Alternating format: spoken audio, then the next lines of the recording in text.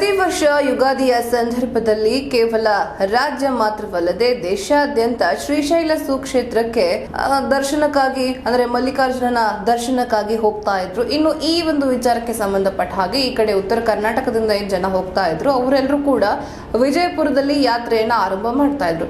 ಪಾದಯಾತ್ರೆ ಮಾಡೋದಾಗಿರಬಹುದು ಅಥವಾ ಜನರೆಲ್ಲ ಗುಂಪಾಗಿ ಸೇರಿ ಶ್ರೀಶೈಲನ ದರ್ಶನಕ್ಕೆ ಹೋಗ್ತಾ ಇದ್ರು.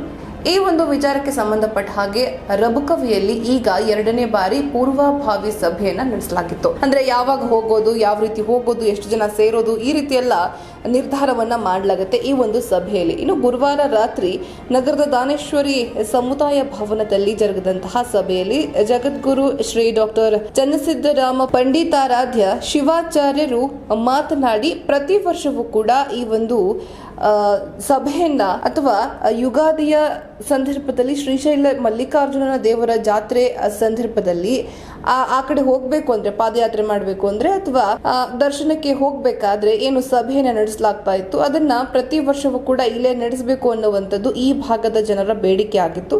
ಅದರಂತೆ ಈಗ ರಬಕವಿ ಬನಹಟ್ಟಿ ಅವಳಿ ನಗರದ ಭಕ್ತರು ಬಹುದಿನಗಳಿಂದ ಏನು ಬೇಡಿಕೆಯನ್ನ ಇಟ್ಟಿದ್ರು, ಅದರಂತೆ ಇದೀಗ ದೇವಸ್ಥಾನದಲ್ಲಿ ಈ ಒಂದು ಸಭೆ ನಡೆಸಿರುವುದು ನಮಗೆಲ್ಲ ಸಂತಸ ತಂದಿದೆ ಅಂತ ಅವರು ಹೇಳಿದ್ದಾರೆ.